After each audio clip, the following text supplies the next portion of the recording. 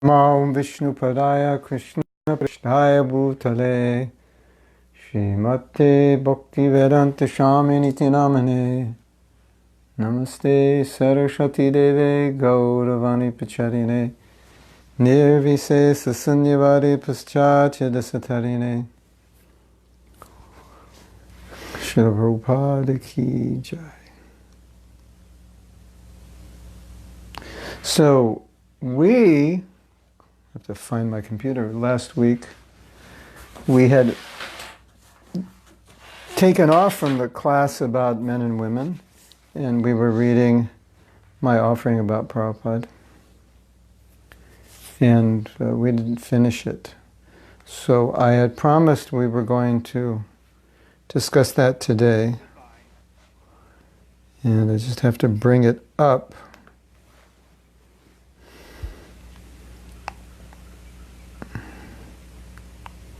So give me one moment. I was doing something else before class. The only problem is I have to remember where I put it. You know how that is. Fortunately, I remembered. No, hold on. That was someone else's offering. Here is my offering. Now we have to remember where I left off. Okay. Anyway, I'll just continue reading where I think I left off, and then we'll go from there. And I just want to get set up a little more here. Hare Krishna. Srila Prabhupada Ki Jai. Srila Prabhupada, I am just an ordinary person, but if I am ever able to do any service for you, it is only because of the power of your instructions and service. In fact, you once wrote that by following your instructions, our chanting of Sankirtan will have the same effect on people as Lord Nityananda's chanting had on the people who heard him. So, the chanting of the holy name is very powerful. And so we are what we are because of the chanting, and people become Krishna conscious because of the chanting. And without the chanting, we will be nothing, and we won't really be able to help them. So it's just a reality. And this is the humility of the disciple, who always thinks, I can't do anything. My spiritual master is actually the one preaching. He's doing everything. I'm assisting him. And I am fortunate to have service, to be able to serve him, because he's so exalted, and I'm not. Now, what's interesting is that our spiritual master feels the same way we do in relation to his spiritual master. That's the humility of a Vaishnava. So humility means we never take credit for what we do, but we give credit to the holy name, and we give credit to our predecessor acharyas and our guru and our grand guru and so forth. That's humility. If we ever take credit, then it's the beginning of sliding down, false ego, pride. You know where that takes you. So the disciple always remains in this consciousness that it's not that I'm doing anything. It's the grace of my guru. So even when the disciple has success, he never feels like he had success. He feels more like he was given success, or was handed to him. Just like, let's say, I give you a lot of money, that makes you rich, but you didn't do anything. It's not because you're smart, or you had a good education and a good job, or a good business that you made the money. It was given to you. So that's how we feel. Whatever power we have and knowledge we have, it's given to us. So we never become proud that, oh, I'm doing so much. And sometimes you'll find that devotees do a lot. They're very... Uh-oh. Hold on. There's trouble in paradise. I want to record this in case I say something that's worth remembering. You never know. It's possible I could say something worth remembering. but I have to put the SD card in. And I have to turn.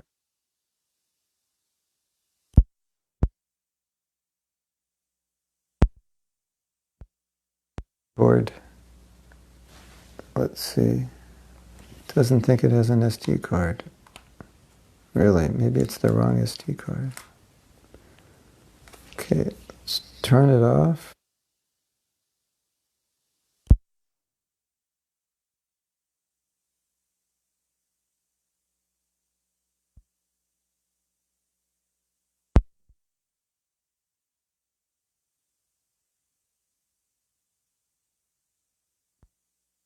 So, good. Now it's recording. So, one time I was leading a kirtan. Maybe it was a Sunday feast with like 400 devotees. And it was rare that I went to this temple, and I think the kirtan was special, not because I'm special or anything I was doing was special, but I think they felt it special because I rarely come to that temple. So, and plus the devotees are just excited by nature. And you get a few enthusiastic mridanga players and kartal players, and you have a nice kirtan. So everybody was dancing and everything was nice. And then Krishna put a little thought in my head. And he said that as long as you never think you're doing this, I'll always enable you to do this. If you know what I mean. I'll always enable you to have success as long as you never think that you're doing this. And that when you start thinking that whatever success you're having is because of you, then I will take it all away and you'll be a failure. That was the message that I got, that your path to success in spreading Krishna consciousness is guaranteed as long as you remember that whatever success you have is through the mercy of Guru and Krishna. It's not because of your intelligence, ability, spiritual strength, and so on. It's because of them. And if you remain in that humble attitude, will allow you to continue in this way. And if you don't, if you take credit for it, if you become proud, then you will crash and burn, and you will be a failure. Krishna put that idea in my mind, because at that point I understood that as we spread Krishna consciousness, and as Krishna empowers us, we naturally will have success.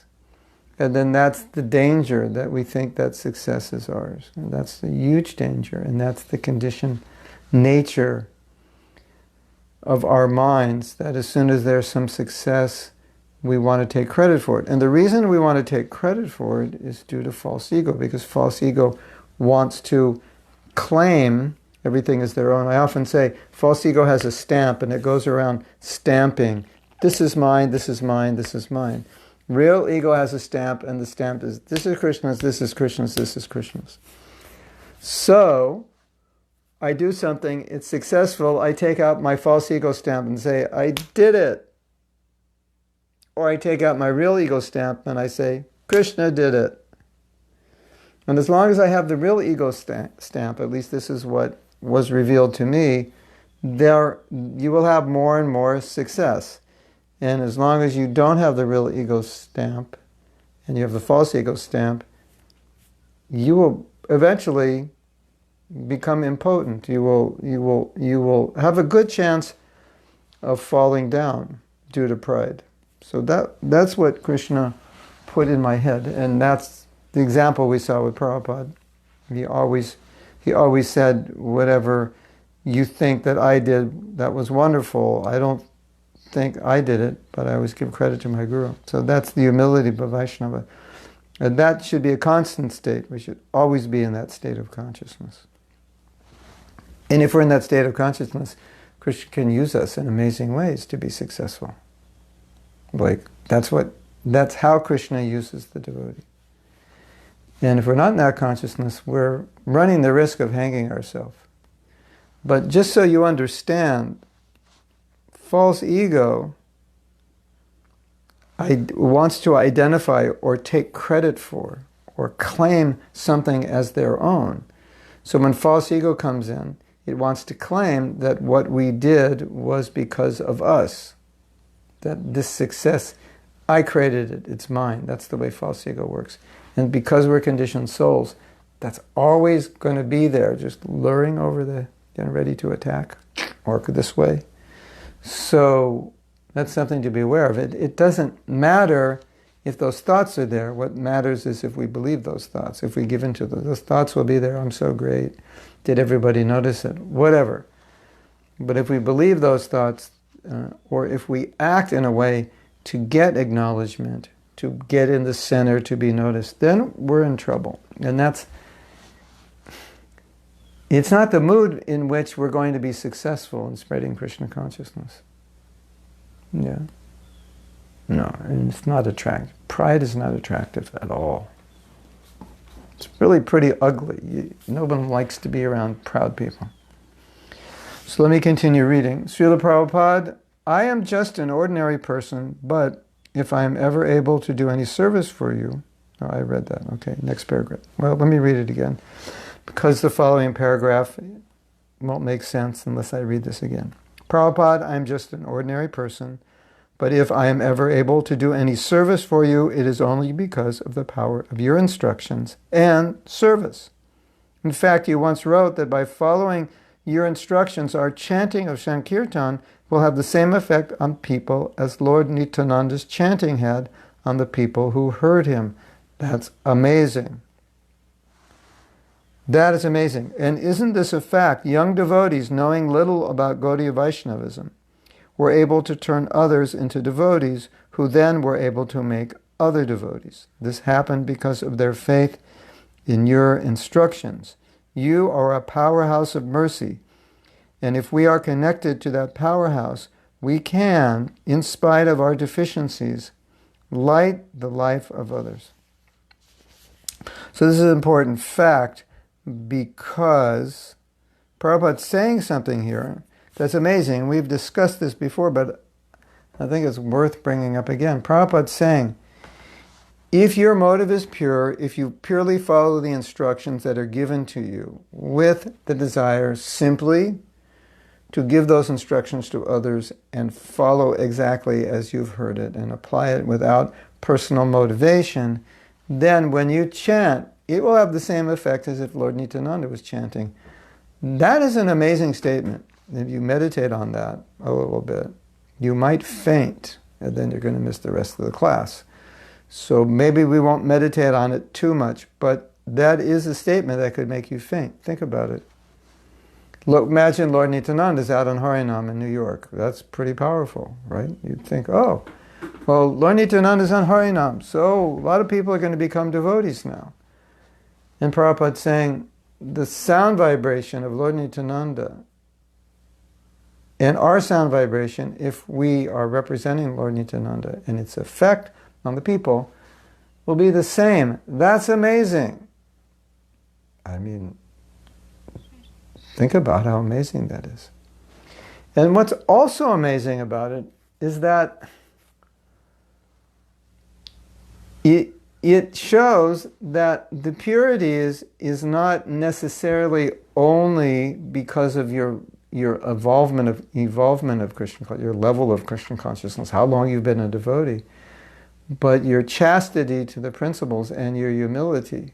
That if you take the order on your head and you're humble, then even though you're a young devotee, you can have power. The power of Lord Nityananda. Isn't that amazing? And so then I go on to say that this was proven by the fact that devotees went around the world and made other devotees. And these were all young devotees. And they opened temples and people joined and everything happened. Well, who was doing it? Them or someone else? The empowerment was there. So they would go out and chant and people would become devotees. And so when Prabhupada was leaving and he was saying, you be guru, or you all become guru, It was on this principle, not that you particularly are qualified, but you're chaste to the instructions. You follow them, you don't interpret them, you deliver them, and then what you deliver has the power that it had when it was delivered to you. Now, some people don't understand that. They always want to say, no, it's really coming from this person. This person's more elevated, therefore that's where the power is. Okay, we can't deny that. But if that elevated person deviates from his guru, then where's the power? There isn't any in so-called elevated person. So, you want to understand that being an elevated Vaishnava is founded in the humility of following your guru's order without taking credit and delivering that order. I don't know if I mentioned this last week. I may have, but let me mention it again. So, Giriraj Swami, in his offering this year, describes how he met the devotees. And he was asking one devotee questions.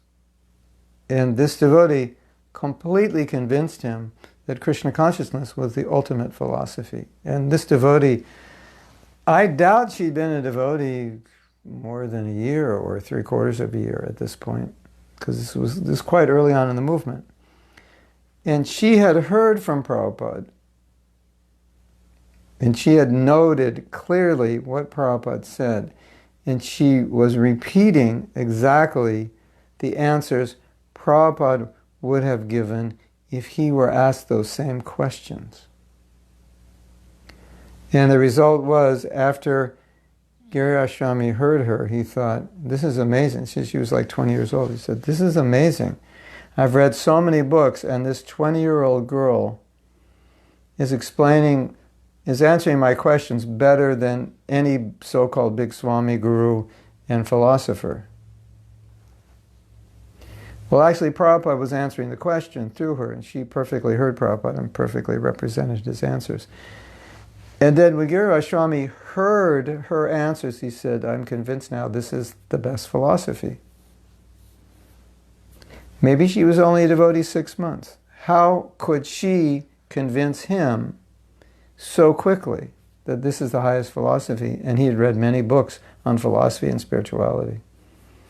That's the power of humbly representing the previous acharyas. It worked. So you could say, in this case, it had the same effect as if Prabhupada said it. Sometimes Prabhupada would say even more effect. It's like getting more power as it goes down. So you could even say that. Now a lot of people want to say, well, after Prabhupada speaks, it comes to us, it kind of loses its effect. That could happen, for sure. You could misunderstand. You may not be living a Krishna conscious lifestyle, or you just may be misrepresenting what Prabhupada said. That's possible. But if you are humbly following and humbly and clearly understanding, then the message has the same power.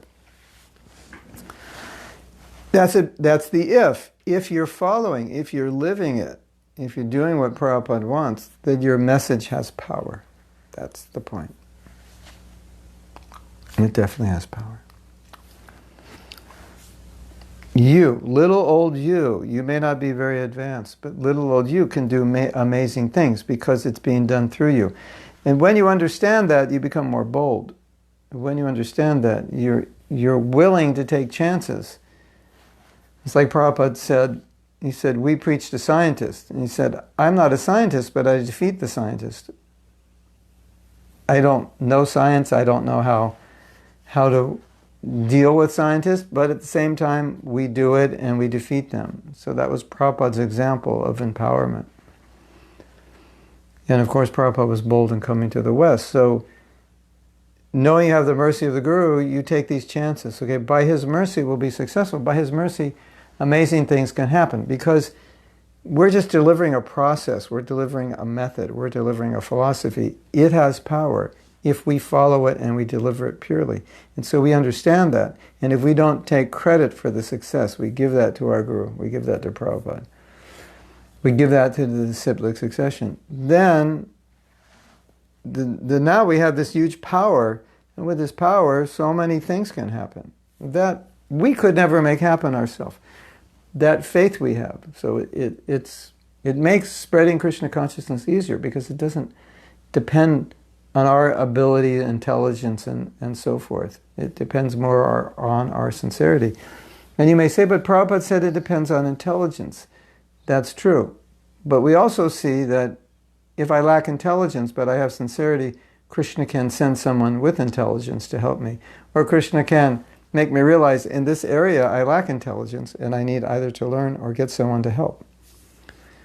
This one devotee is not a very good manager. He's one of the most successful preachers in ISKCON. And one of my godbrothers had worked with him. I was in the same country with him. And he said, I noticed that this devotee is not a good manager, but he's had the greatest success in preaching of any of us because he's so pure, so many people come and help him. So then everything gets managed. Everything gets done that he could never do, he could never organize because other people want to help. So sometimes it happens that way. Srila Prabhupada said that Srila Bhaktisiddhanta Saraswati Thakur was not a good manager, but he had a disciple, Kunja Bihari, and he managed everything. He brought him out, he organized Gaudiya Math. So that's interesting. It makes this point. It's also interesting that not every devotee will be great at everything. But Krishna can provide people who are great to help you. So this is very, very important. So if I'm not good at something, can I become better? Maybe. Maybe I can't. Maybe it's not my nature. But if I'm not good at something, then at least I should know if I remain pure and try to do my best and pray for help, at some point Krishna may help me by sending people who can help me organize or help get my message out. Radhapriya says, first time I met a devotee, he gave me Bhagavad Gita, but then he showed me with his example how effective Krishna consciousness is to survive in the material world. More than the books, it was the example. Yeah, it's so important. And that convinced me, yeah. So it's a combination. You have a method, you show people how to use the method, use the tools, follow the practice, but the best way to show is by doing it yourself. And when you do that, then that's where the power comes. And like I tell the story often, and I think it's a very good example of this. I had just turned 20 in August of 1970. And at that time, they had asked me to go to Vancouver for a week because the president was gone. So I went for a week and I acted as ad hoc president.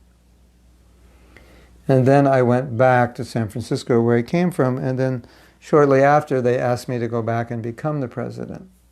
So no experience. Being a president, not much experience in life and not much experience as a devotee. And we were very successful. And I don't know if you've had this experience, but sometimes when Krishna is kind upon us and helps us, you watch things happening. You watch the success happening, and so it's happening beyond what you could do yourself. You made an endeavor, but someone else wants to help you, and someone else wants to give a donation, and 3 new devotees join, and they're good at this and that. And all of a sudden it starts happening, and really you're just watching it. It's set in motion. And we could see how Krishna consciousness spread all over. Krishna sent so many people to Prabhupada to help him, and Prabhupada really depended on them because he needed them, their help, and often they knew how to do things which he didn't, and so he doubly needed their help. So, and he just watched it expanding, and he said, okay, we followed the order of our guru, and now we're successful. That was his analysis. And he understood, when he saw Krishna consciousness expanding, he understood this was happening by the mercy of his guru. It was not something he did. You know that story I tell, when Prabhupada came to San Francisco, 1970, and the temple room was wall to wall, as they say in Australia, chock-a-block, wall to wall. I don't think you could get any more devotees in, and it was all brahmacharis. All with shaved heads. Can you imagine? I mean, ISKCON's different now. It's more of a congregational movement. Then it was more devotees living. Most devotees lived inside. Very few lived outside. So Prabhupada came in. Imagine this. It's a temple. Everyone, freshly shaved, and we had these polyester dhotis which didn't fade. So these bright saffron, peachy, tangerine-ish, effulgent, polyester, no wrinkle, bright dhotis. Shaved heads, tilak, wall-to-wall brahmacharis waiting for Prabhupada. So Prabhupada saw this. He was looking at this. And my understanding, intuition, was when Prabhupada saw this, it's like, it's happening by the mercy of Guru. This is like, he was so, I think, obviously happy, but also surprised to see so many devotees. Like all of a sudden in America, it's just really taking off. There's a few hundred brahmacharis in one place. There's actually only at that time, maybe 300 devotees around the world, and like 200 of them are in San Francisco, and 90% are brahmacharis. So he's seeing them, and then Prabhupada, we were told, Prabhupada said that he stopped, he gazed, he didn't go in the temple, he just stopped and looked. And we were later told Prabhupada stopped because he had called his Guru Maharaj to come look. He said, Guru Maharaj, come look, let's see what's happening by your mercy. So that's an example of just watching something happen. And that can happen to you also. It can happen to all of us. It's not that only the advanced devotee, but any devotee who's willing. Now, what's another example of this? Well, there's a really important point Prabhupada made. And you've probably heard this, but let's meditate on this because it's important. The devotees went to London. Prabhupada always wanted devotees to go to London. So Jamuna and Guru Das, her husband, and Shamsundar and Malati, they were married, and Mukunda and Janaki, they were married. So 3 Grihastha couples went to London. And of course, you know the history. It was extremely successful. They met the Beatles, etc., etc., had a temple at Bury Place, eventually got Bhaktivedanta Manor, and Bhaktivedanta Manor, that's all history. It's just an amazing place, and also Soho Street, and so much preaching in UK. It's crazy. One devotee told me, he said, the next time you come to UK, you should stay for a month, because just in the greater London area, it would take you a month to go to all the Namhatas and preaching programs and temples.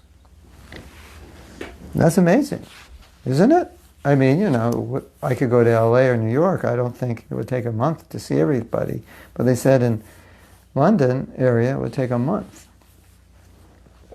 So, as you probably know, Srila Bhaktisiddhanta sent some sannyasis to London.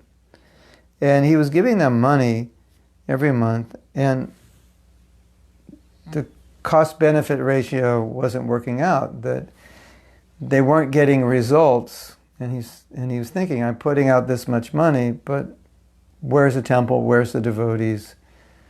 And so he called them back. But calling them back meant they failed. Now that's how Prabhupada saw it. I don't know how the others saw it. The others may have seen it as like a victory celebration, they come back. Prabhupada's understanding was they failed. Called them back because they failed. Called them back because they're not doing much, and he's giving them money, and they had some little center and a few people, but not much. And then during Prabhupada's time, so many things were happening in London. Prabhupada met the Beatles, stayed at their home. They had Rath Yatras and big newspaper articles, Hare Krishnas take London by storm. It's like big thing. Hare Krishna is a household word in the major cities of the world. So Prabhupada commented, this is really interesting. Now meditate on this. Prabhupada commented, he said, what my sannyasi godbrothers could not do, my grihasta disciples did. Okay, that's a comparison of sannyas to grihasta. Generally, it wasn't the grihastas that were frontline preachers, but it's a little deeper than that. Let's add a little text to it. What my renounced, scholarly, elevated, Brahmin-born sannyasis, disciples of Srila Bhaktisiddhanta, right-hand man, couldn't do, my hippie, malecha, yavana, formerly degraded people, disciples, was able to do. That's, when you unpack it, that's what's being said. And so now, what's the conclusion? You get the order, you follow the order, you're successful. You have so many qualifications, but somehow or other, something's missing. Maybe there's some ego, maybe some fear, some doubt. Something was missing and they weren't successful. You could say, well, it was 1923 and, it was the wrong time. Maybe, maybe not, but that's not what Prabhupada said. So, there you go, ladies and gentlemen. You have this example. What my sannyasi godbrothers could not do, my grihasta disciples did. So, that means it's not the work of a sannyasi or grihasta, it's the work of a surrendered disciple who will be empowered. Then, in another lecture, Prabhupada said, Mahaprabhu's prediction is that Krishna consciousness will spread everywhere. Therefore, if you stay in the movement, you will be used and you will therefore get credit. And if you leave the movement, you will not be used and therefore you won't get credit. So, ladies and gentlemen, just hang around, you'll get credit. It's like, okay, we need to do something, here's 10 people, we'll use you because you're here now. So, Mahaprabhu needs to do something, okay, here's 10 devotees, we'll use you because you're here now. If you leave, we can't use you. Or if you're not willing to be used, we can't use you. So you stick around, you're willing to be used, and fine, you'll be used. That's the idea. This is, I think this is important for many reasons, but one reason is so that none of us ever think, oh, I'm not Krishna conscious, I can't do this, I couldn't achieve this. It's not about you being able to achieve.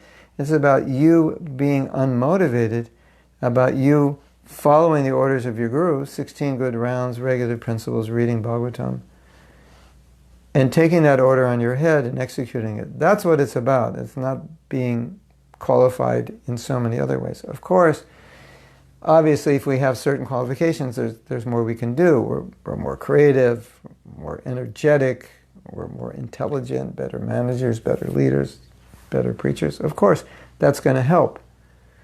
But Prabhupada never said that was foundational to our success. And so the foundation of our success is Guru's order on our head. Like we always say, well, Prabhupada didn't come with money, but he came with something more valuable, which was really the key to his success. He came with the order of his Guru. In his heart, 100%, he had that order. That's the wealth he came with, and that's why he was successful. So you take that order, do this, and then all success comes.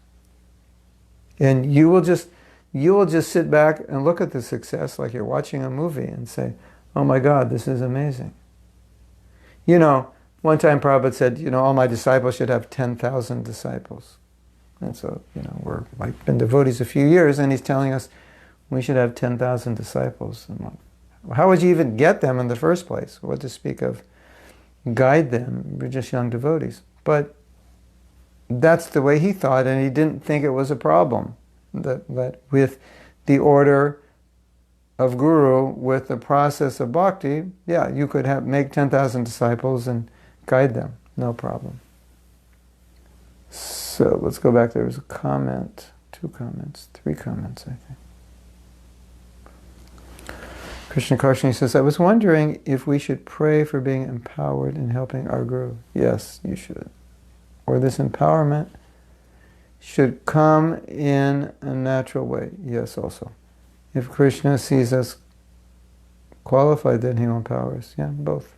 Praying is a process, one of the 9 processes.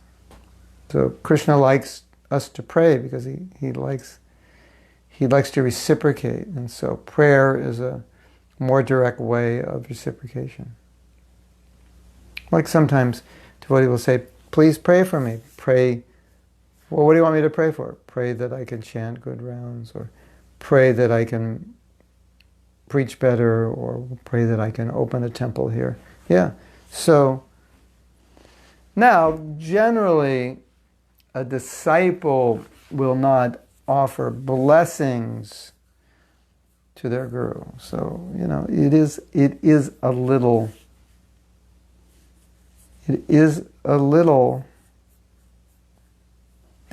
difference. So Prabhupada said we could pray for his health to Krishna. So, in that sense, you can pray for the success of another devotee. Pray for the long life. Pray for the success of their mission. Pray that they will go on enthusiastically. That they can go on in a healthy state, mentally and physically. Yeah, that's nice. You can all pray for me if you want. I live 108 years, and we have hundreds of thousands of people who are chanting japa via the mantra project, who are taking online courses, who are attending retreats, and we have centers all over. And so many people are practicing Krishna consciousness, are happy. So many educated, professional people are coming, people that maybe in the present state of our preaching are a little resistant to come, but now they're coming. We can pray for that. You can bless me, pray that we have all the resources we need, the manpower, the funding, the properties. Pray that we have all that. Visualize it. Ask Krishna to help us. Certainly. Why not? We want, our mission that Prabhupada gave us is really to make everyone Krishna conscious. That's like, okay, here you go, I'm leaving the world, here's this mission I started to make everyone Krishna conscious, and I'm turning it over to you, here you go, take it. And so your guru is turning over that mission to you also. As it was Prabhupada gave it to them, they're giving it to you, you will give it to people under you as you get older. So that's what's going on here. That's what Prabhupada gave us, and so, let's all pray that we're successful. So, Rafu. I'm reading your book every day, 1 chapter, Living the Wisdom of Bhakti. Okay. I think your books are Shastras transferred into present reality. Yeah. I am worshipping Srila Prabhupada because without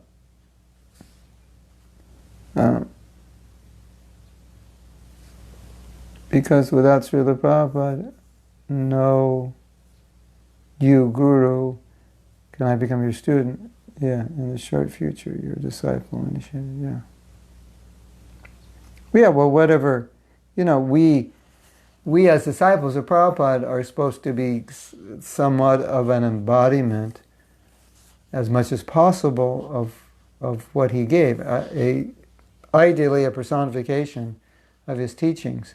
But at least, if we can't perfectly personify at all moments, 24/7, at least we can perfectly represent the conclusions that he gave us, the vision that he gave us, the strategies he gave us, the understanding he gave us. And that's, and then if we do that, then you're getting Prabhupada as best we can give him to you.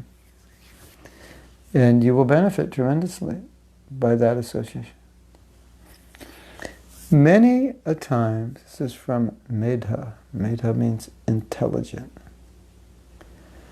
But Kana in Hindi means food. So does your name mean intelligent food? Or Kana has another meaning?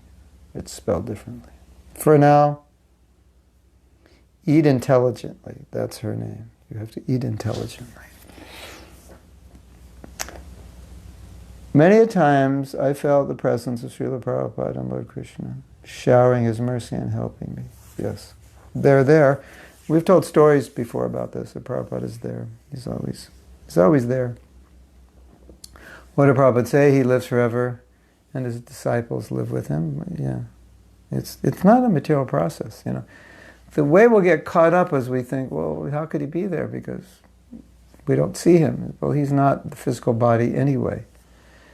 And this association is transcendental. So we think in 3 dimensions. And when you think in 3 dimensions and you think, oh, Prabhupada's gone, I feel separation. Yeah, on the 3-dimensional level, he is gone. And obviously, we all wish he was back, at least for a day. Then we could ask him some important questions and inspire everybody and, be one big happy family again. But he is definitely watching us, present with us, and will help us. And maybe this is just an idea or a guess or a thought. I don't want to say speculation, because we're not supposed to speculate.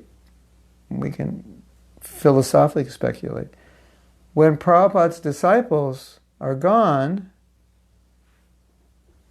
yeah, I know it was a surname, but we're going to call you intelligent eating, because everyone should eat intelligently. And now when you think of your name, you could think, I have to eat intelligently. No fried food, no white flour, no sugar or other fatty foods, just intelligent.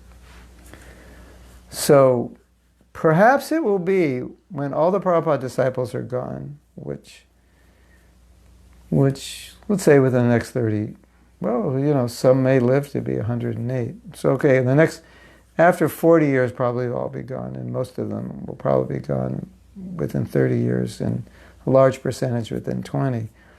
It may be that you all will feel closer to Prabhupada, because it's like, it's like we're lined up, right? And so next in line, and you move up.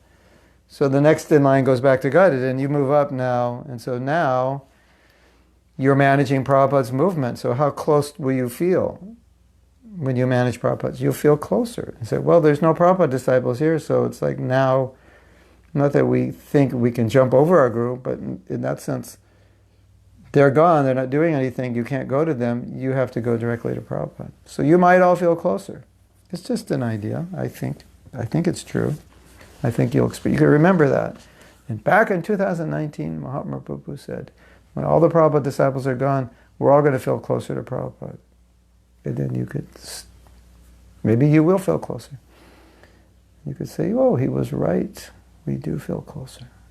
Of course, I can't say that you couldn't feel closer right now, taking more responsibility for his movement. You would. Could you write a review in this link about the book? Yeah. I want everyone to go to Amazon, where my book is, Living the Wisdom of Bhakti, and write a review. And Rafa was putting the link up there. Thank you. Also, Uplift and Japa Affirmations. You can write reviews on those. Krishna Karshani says, but we see devotees who are hanging around in this movement for years, but it seems that they are not used in the sense of not empowered. So it means we have to desire to be used in the mission of the Lord. Nityananda, it seems that hanging around might not be enough. Yeah, well, that's true. I was actually thinking about this morning. This is a very interesting topic. I could expand on this, but let me just reflect on one other thing. It could also be management, like you're hanging around and you could be used, but you don't know how to be used and they don't know how to use you. But generally speaking, if you want to be used, Krishna will use you. That's the general idea. Like, he'll figure out how to use you. And where there's good management, certainly they'll engage you, and certainly you should make it known that you want to be engaged. Now, of course, there is the point that being around for a long time doesn't mean you're Krishna conscious. It just means you're around for a long time. Yeah, just like someone may, like my father played piano, sort of. I think my mother actually played officially. My sister officially played, and my father fooled around. And like, I can fool around on the piano. And I think the first time I got a keyboard was like 1980 something. Must have been late 80s, early 90s. So I've had a keyboard, let's say, 25 years. Can I play well? No. Why? I never practiced. I actually took 2 lessons. And other than that, I just used it on some recordings. And I play harmonium, which is one hand. Keyboard is 2. So the fact that I can say I've been playing keyboard for 25 years would seem to indicate to you that I must be really good. You've been playing for 25 years. The fact is, I play, if you hear me play, I play maybe like someone who's had lessons for like a month or something. Maybe. More or less. Maybe I don't even play that good. So you can be hanging around Krishna consciousness so for 25 years. It's not the hanging, like you could be hanging around casinos for 25 years and not be rich. Or not be broke either. You can be hanging around so many things and it may not wear off on you. Now, that's one point.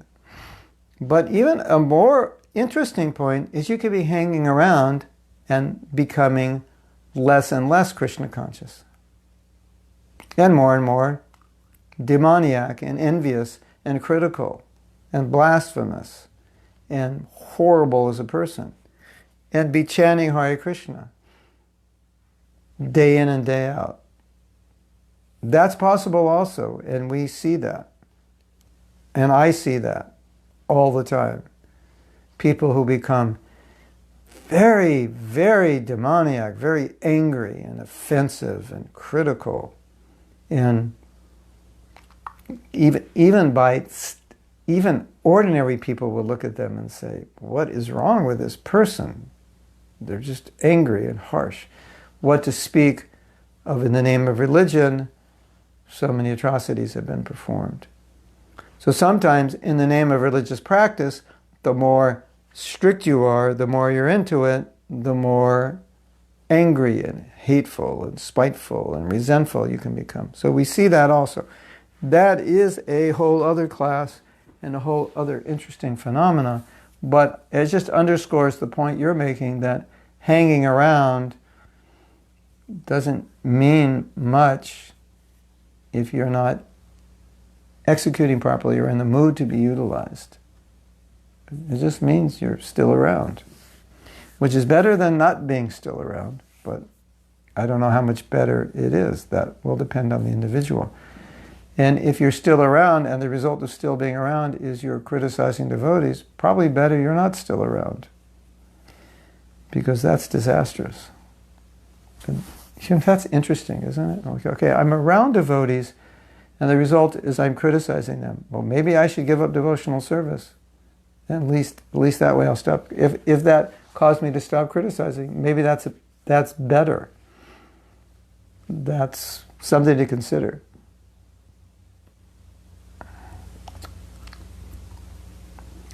Garuda Prabhu, what do you say? This is such an interesting question because I was dealing with a devotee actually before class. I was dealing with a devotee who was chanting 64 rounds a day, who's extremely angry with me and is always, how should I say, her dealings with me are very, toxic, caustic, rough, disrespectful, spiteful.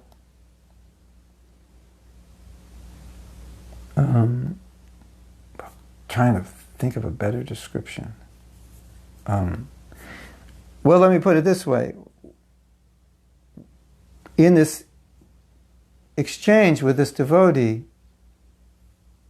I'm always a bit bewildered.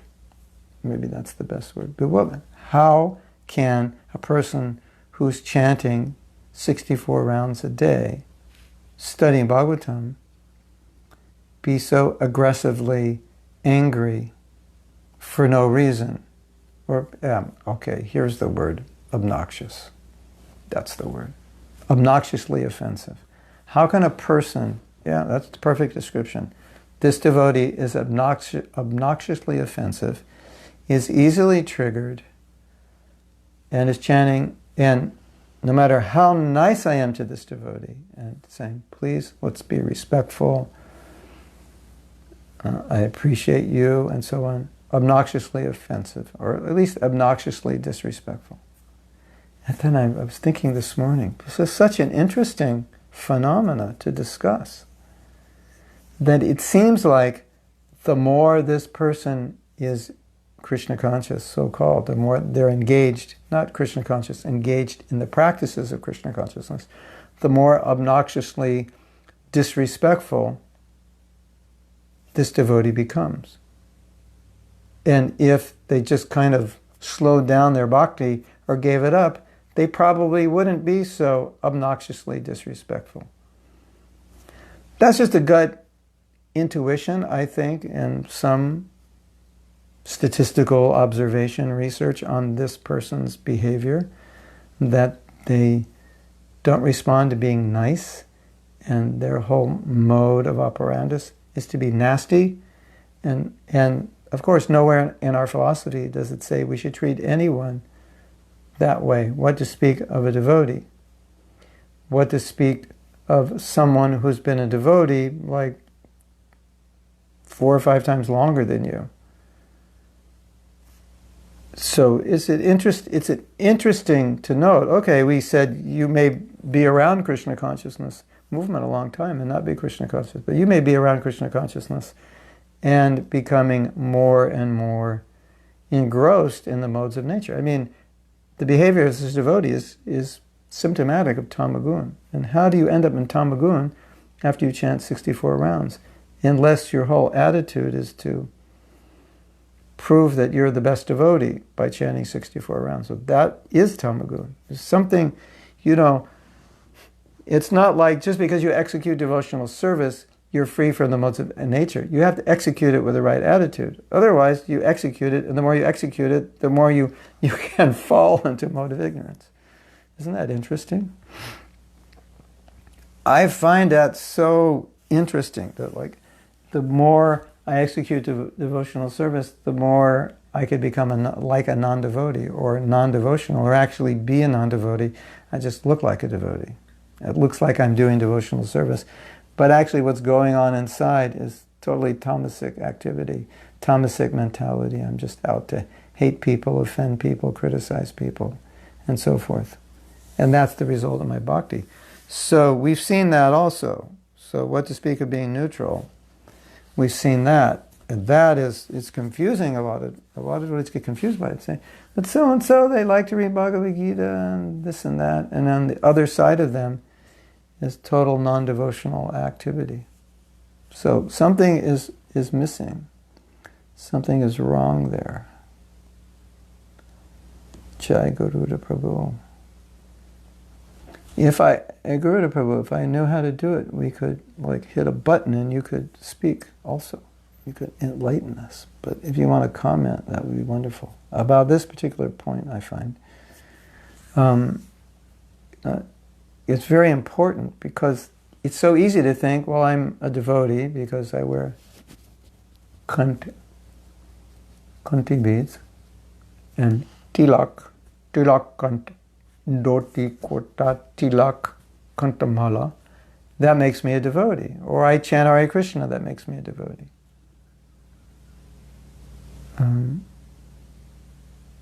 But not necessarily. There's more to it. And that's why Bhaktivinoda Thakur said, well, there are many devotees who are not really devotees, but they're devotees of Kali or disciples of Kali. Kali Chelas.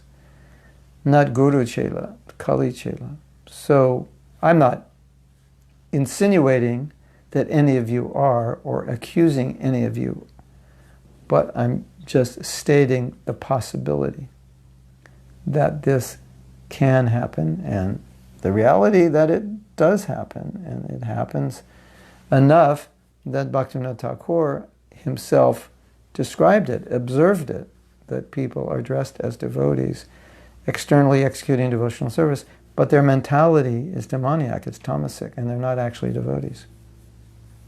And then Bhaktivinoda Thakur, he said something interesting. He said, if you're committing namaparad, then 100 rounds of japa and no progress. So that's another interesting statement to meditate on. You could chant 100 rounds of japa, which 100 rounds will take you like, let me calculate that, it'll take you 12 hours, more or less. So you could chant, and let's say you're awake 18 hours or 16 hours. And so that means basically most of the time you're awake, you're chanting. And still make no advancement if you're offending the holy name. Okay, we're going to get a little etymology. A lesson in the meaning of, the Punjabi meaning of Kana. Kana, Hindi, I can't even read it. Country and Sikh name based on the name of a clan found in the country community who are said to be descendants of a certain Khan Chand. Okay, that's the meaning of Kana. But for the sake of transcendental entertainment, we'll just say your name means intelligent food. Because Prabhupada gave us names, that would help us. So if we reinterpret your name as one who has, no, how about this, Medha? One who discriminates, Medha, discrimination also. One who discriminates in what they eat. How about that? Of course, we only eat prasadam, but we also discriminate. Maybe he's chanting holy names and meditating in the same time about demoniac pastimes and Krishna's tolerance. Of course, Krishna's going to let anybody chant, but it doesn't mean you're going to advance in Krishna consciousness. I mean, Shastra is full of warnings not to offend devotees and the disastrous effects of offending them. And I think many devotees just think nothing of it, basically. And they feel like if someone does something wrong in their eyes, they have every right to smash that person to smithereens with all sorts of abusive statements and nasty words. And it's fine because they deserve it. And it has nothing to do with Vaishnava Aparad because, after all, this person isn't even a devotee. So once you determine that so-and-so is not a devotee, then you can criticize him because you're not criticizing a devotee. Wait a minute, there's two problems with that philosophy. Give the dog a bad name and hang it. Okay, this dog is bad, we can hang it. Yeah, this devotee is bad, we can hang him. Well, that's your opinion. But even if that's true, although it's your opinion, it's probably not true. But even if it is true, the second point is that Shastra says you should not offend anybody. So it's not because he's not a devotee, I can offend him. Trinadapi sunichena. That verse says, amani namanade, give respect to everyone. It doesn't say just give respect to devotees. So I can criticize him because he's a bogus devotee. No, you can't criticize anybody. That's called jana aparad. And you will also suffer in your own spiritual advancement if you just criticize and offend and disrespect people in general. So sorry to say, you can't give a dog a bad name and hang it, or give a devotee a bad name and hang him, because you're still hanging a living entity, and that will negatively impact your bhakti. So none of us should walk around thinking it's okay to criticize because, after all, that person did something bad. And observing what he did, describing what he did, is different than disrespectfully blaspheming him. Well, I guess you can't respectfully blaspheme. It's different than blaspheming, and you understand when Shastra is using the word criticism, it's not, they're not talking about a group of devotees discussing the misbehavior of another devotee in the attempt to resolve the misbehavior or resolve the ramifications of the misbehavior. That's different. They're talking about unnecessarily disrespecting a devotee. So, we were I had an interesting experience in Colombia. So in Colombia they have these hot springs, and they feed into pools in the devotee, and you go about 2 hours from Bogota, and you go in the mountains, like really, really way high up in the mountains. The devotees wanted to go. We had a very busy week, and we needed a day to recuperate. We were just like moving fast every day, all day. So we went up there, and so you go in these springs, and then you go out. It's so hot you can't stand that long. And then you go out and you take these ice cold showers. The water is like really cold, like cold. You know how cold is? Well, it was that cold. And then you go back in the water. Now that you took the freezing cold, like melted ice shower, and then you go in the water, it feels even hotter. And then they have a sauna, which was the hottest sauna I ever had. And then in the sauna, they have these ice cold showers, so you go in and out. So at one point, the devotees wanted to take a picture. And so, there was a few women, and there was a lot of men and a few women. And of course, the women devotees, they were, dressed as they do when they go in water. They cover their bodies, and they wanted to take a picture. And I said, of course, there were so many non-devotees there. We're just, it's a big place. So it's not like we're all cuddled together, boys and girls in the water swimming. But they wanted to take a picture, and I said, don't take a picture.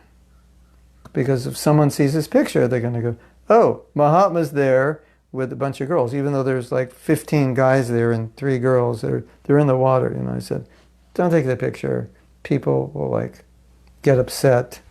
Krishna Karshana, you once took a picture of me when we went shopping to buy, I forget what we were buying, a sweatshirt or something, and we were trying on different blazers because I was starting to do programs in corporations, and I had to dress this way. And so, we take pictures, how does this look? And then some envious devotee saw it, and they go, look at the guru, he's just like into clothes and shopping, So it's like, if people want to criticize, they'll reinterpret everything. And I said to a devotee who's the disciple of Jayapataka Maharaj, I said, I don't really want to be in this picture because someone's going to look at it. I said, if they want to take a picture for them, okay, I'll do it. They said, no, my Guru Maharaj does it all the time. He comes here, we take pictures. And they go, okay, well, just don't put it on Facebook. And I said, your Guru Maharaj is Jayapataka Maharaj. I said, your Guru Maharaj must be criticized a lot. And he goes, this is supposed to be replying. He goes, oh yeah, he's criticized a lot. So, you want to criticize a devotee, even though Shastra says, don't do it, it's disaster for you. That's your choice. And there are plenty of devotees who make that choice. And it's like, turn some switches on here, Prabhus. Don't criticize. Turn those switches on that say don't criticize, because our Shastra is telling you over and over again, don't do it. And then somebody thinks, well, I do it and I'm still a devotee. Yeah, well, what kind of devotee are you if you criticize? According to our Shastra, not much of a devotee, because devotees don't criticize. So what kind of devotee does that make you? If our Shastra says devotees don't criticize, you criticize. Are you a devotee? Are there devotees who criticize? Can you be classified as a devotee? So you have to see it that way. Does that make sense? Naturally, question appears, what is more important? Doing a lot of service or being nice for devotees? For some people, those two things, they're not mutual.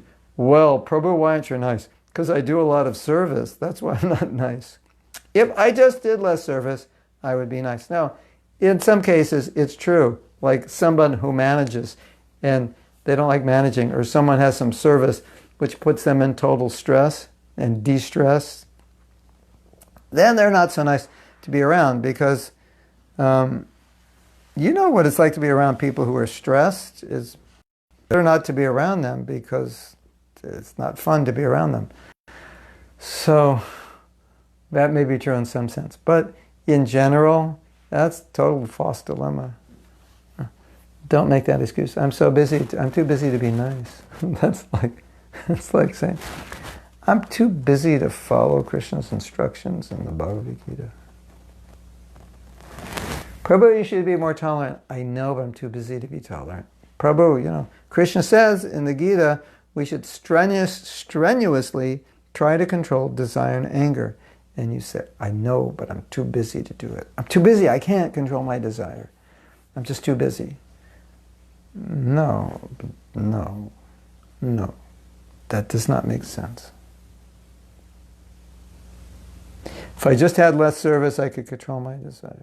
In some rare cases, if you're working 19 hours a day and you're stressed, yeah, okay. But in normal circumstances, no. Katie says, whoever wants to criticize will always find a reason, and if they can't find one, they will create one. Yeah, that's blasphemy. As far as I understand, someone could correct me, but blasphemy blasphemy or the high end of criticism is this: you make it up. It's not even true. Oh, did you hear about so and so? I saw him walking with a woman yesterday. Prabhu, that was his mother. Oh, really? That was his mother? She looks so young. Yeah. He was 17 when she was born, and she takes care of her health. And then you can, eat your words. So sometimes it's like that. So, yes. So blasphemy is you make up something. It's not true. To criticize. Trump is he's really good at that. He makes stories up. Trump is like the king of give the dog a bad name and hang him. Okay? As long as I can give you a bad name, there's justification to hang you. So make up a story about so-and-so, then you can criticize them. Some people have a need to do that. Unfortunately, it just creates a toxic atmosphere for them and others around them.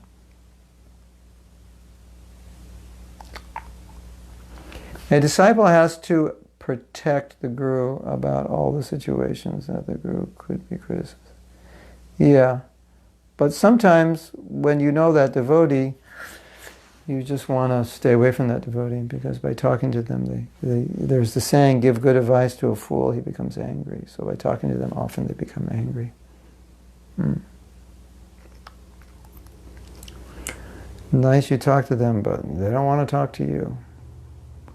And the problem is when you talk to them, you will hear their made-up stories, blasphemy.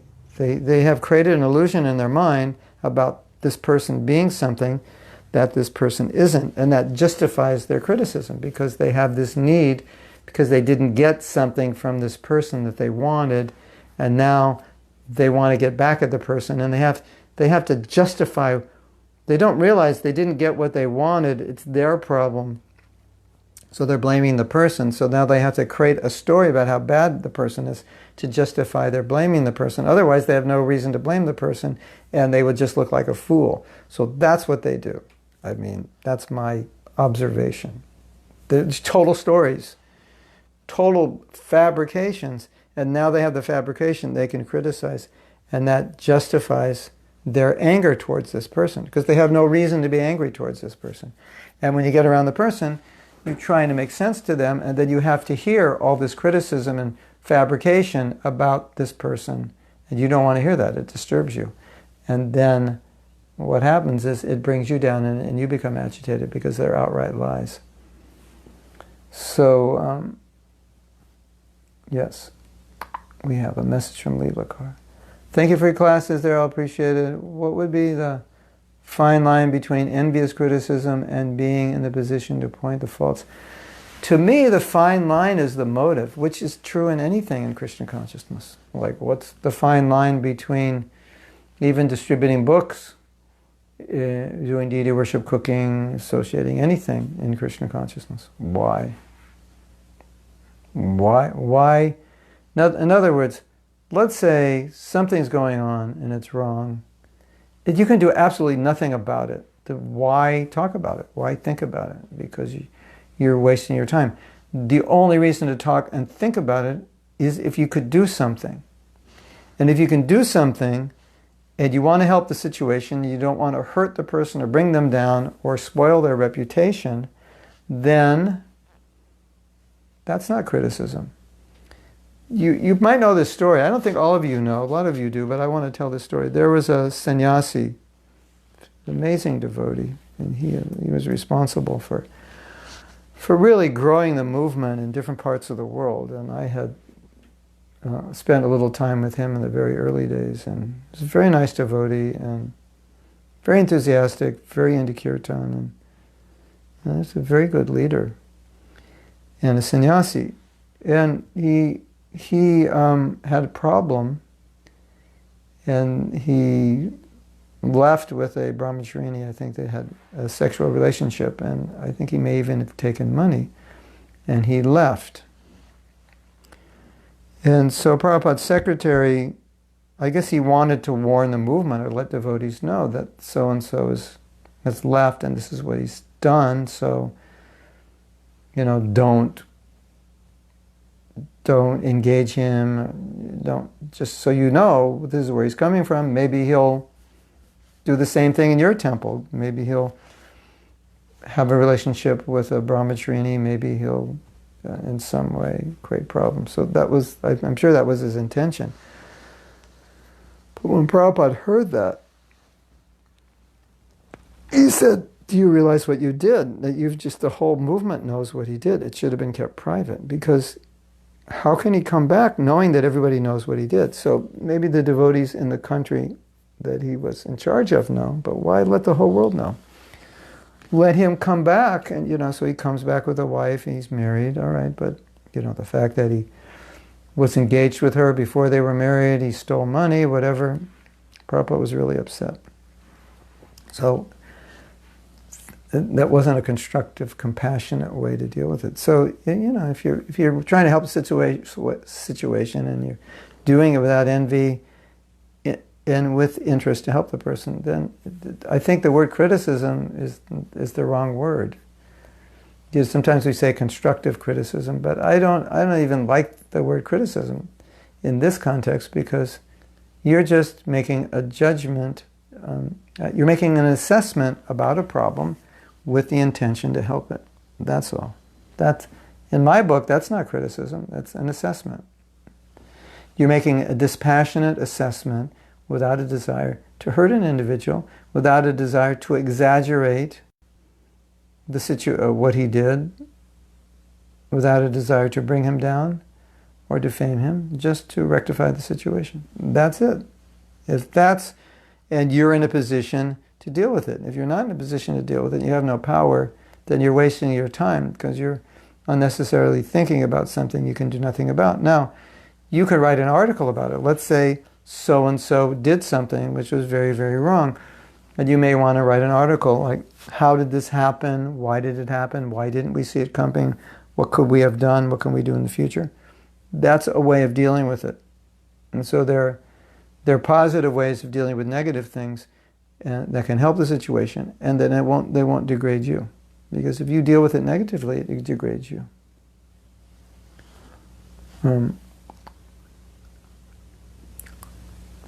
So we have from Vaishnava Felipe. Sometimes we become envious to devotees because they have a better situation than us. How to change this way of thinking? Yeah. Serve them. Respect the situation they have and accept your karma, that this is the situation you have, and be happy with what you have. And if you need to make your situation better, then work to make it better without allowing yourself to feel bad because they're better off than you. And what if you become better than them? Then what? Then you're going to put them down? Oh, I'm better than you? You're going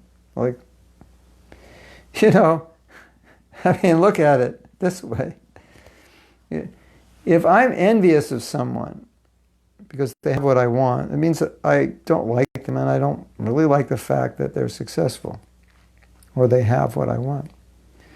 So let's say I work hard, and by my hard work and fortune, I end up having more than them. Then because I was envious of them and I have more than them, am I going to help them and say, look, I have more than you, I can help you? Or am I going to toot my horn and say, hey, look, I'm better than you? It's possible. So if you're envious and then you get better, you may still be envious and then want to put them down. And when everyone glorifies them, you say, nah, I'm better. So, yes. And answer your question, I just heard a lecture yesterday by a devotee who was concerned that sometimes leaders don't perfectly represent Prabhupada or follow Prabhupada. And he was a little bit in a dilemma because he said, I think it's important to discuss this, but at the same time it's sensitive because it sounds like I'm criticizing the leaders. And to me, it didn't sound like, to me, he was. But he was trying not to. But I think the nature of the discussion, it was impossible not to. So we have to be sensitive to that. And when he was giving the class, I was thinking, why are you presenting this in public in the way you're presenting it? Because it borders on being offensive, and he recognized it borders on being offensive. And so we have to be careful, I think that the challenge is, if there is a problem, how to deal with it without making offense. When someone does something wrong, I think a lot of devotees think, well, because they did something wrong, it's okay just to lash out at them, to criticize them, even make fun of them, or just point out how bad they are. That's not right. That's not correct. That's not the proper understanding. So what you have to look at is, when something is wrong, you have to look at, okay, how am I going to help make this better if I can? And how am I reacting to this? And if I can't make it better also, then what's going to be my reaction? And not think, because it's bad, I have a right to be critical. That's the illusion. And I think most of us fall into that trap at some point or another. Isn't it? Well, this is bad, so because it's bad, I have a right to pull this person down. Not exactly like that. I mean, to some degree, yes, depending on what they did. If we're discussing what they did and what they did was wrong, we may discuss this was wrong, this had a bad effect. But to think I have this unlimited license to criticize because what they did was wrong, that is a mistake, what we often make. Right? You understand what I'm saying, I think. I think you've been there or have seen other people do that. Oh, what this devotee did was so wrong. Therefore, I'm criticizing this devotee, but it's not a problem because what they did was wrong. And so I don't think I'm criticizing, I think I'm just describing what they did. But why are you dwelling on it in the first place? Why do you have to talk about it? And how is it talking about it affecting you? That's a really important point. Ultimately, you should ask yourself, okay, here's a problem, or this devotee's did something wrong, but how is it affecting me, and how is it affecting the people that are hearing it. So when this devotee was giving class, expressing concerns about how sometimes even leaders may not be perfectly representing Prabhupada in action or words, I was asking myself, is this the right format for discussing this? Is this helpful for the devotees? Maybe the devotees in the class felt it was helpful. Maybe they felt it wasn't. Maybe they felt they needed to be discussed. Maybe they felt it was confusing. My sense was that they felt a little confused by it. I could be wrong, but let's say for the sake of this discussion they felt confused, and if that were the case, then we would have to say that it was inappropriate. Although the concerns were appropriate, the context was inappropriate. So that's also something to consider. What's the context? Like, why am I discussing it with these people? Or if there's the context that I cannot do anything and there's no redeeming value to discuss it, why am I discussing it, and what are the effects on me from discussing it? Because when you discuss negative things, you don't become positive. Generally, you become more negative and more upset and more discouraged. Right?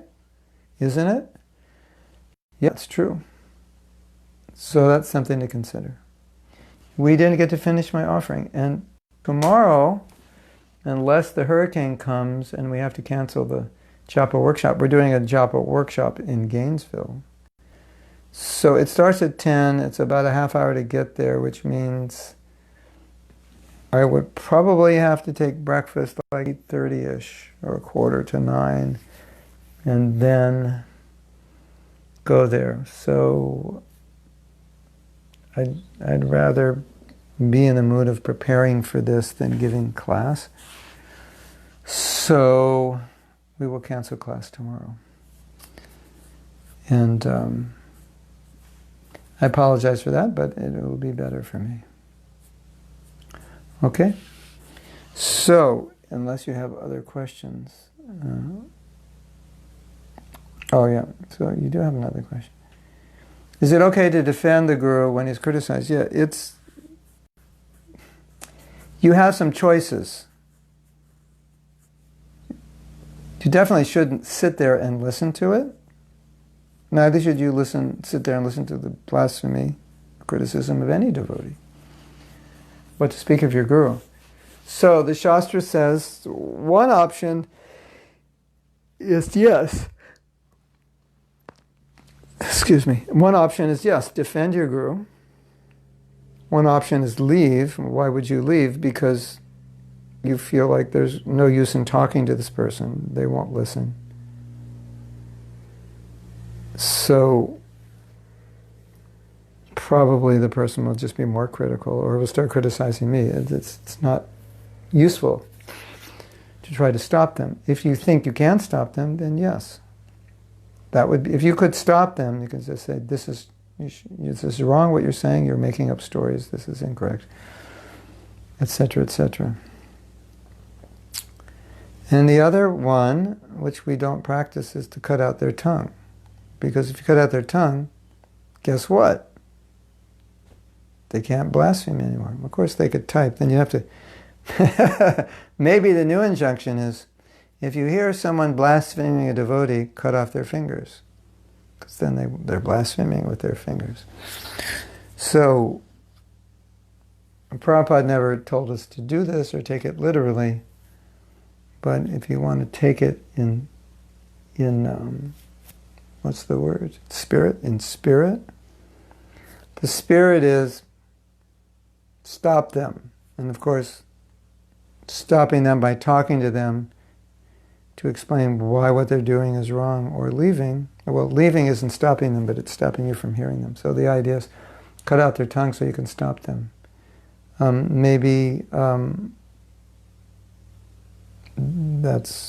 don't know. I've never read a story where this actually happened. Sometimes when we're young and we say dirty words, our parents make us wash our mouth with soap. Maybe you give them some soap and say, please wash your mouth, it seems quite dirty. The problem is when this is happening, we don't want to degrade ourselves to that level where we become offensive to them and sarcastic. So if we can politely stop them or just leave, that's best. Stopping them is better if it's possible. Now the thing you have to understand is, I find this myself, that the more a person is being respected, or the more a person is being honored, or the more power the person has, the more people become envious. They don't like they may like the person may be very nice, but when the person has power, they don't like it, because maybe they feel like he's not qualified to have that much power, or it's not healthy, or whatever. So, that's what happens with a lot of gurus, because they have a lot of power, they get criticized. Not that they did anything wrong, and not that they're doing anything differently than they did before they were guru, that nobody noticed. They're doing exactly the same thing, but now they're a guru, they get criticized for doing the same thing they used to do before they were guru. That was not worth being criticized, but now that they're a guru, they get criticized because someone thinks, well, guru shouldn't do that. What did they do? I don't know, ate 2 sweet balls instead of 1? Got up at 4:01 instead of 3:55? I don't know what people think, what they expect of a guru. So that goes along with the job, and so therefore you will find the criticism of guru, and unfortunately you'll find it amongst so-called disciples. Srila Bhaktisiddhanta was criticized by his disciples, rejected by his disciples. But you can't really reject a guru. A guru can only reject you. But when you reject a guru, he rejects you. He will never reject you unless you reject him. That's what I wanted to say. Yeah. So if you reject the guru, then if you criticize and like that, then what kind of spiritual life do you have? Not much. Anyway, all the best to those who criticize their guru. My only advice is ask for forgiveness, if you do. Or ask for forgiveness of any devotee you've criticized. And on that happy note, we will end here. And so we'll see you, I guess, next Saturday. I'll be in Argentina. I don't know how it's going to work out. We'll let you know. Hare Krishna. Jai Prabhupada.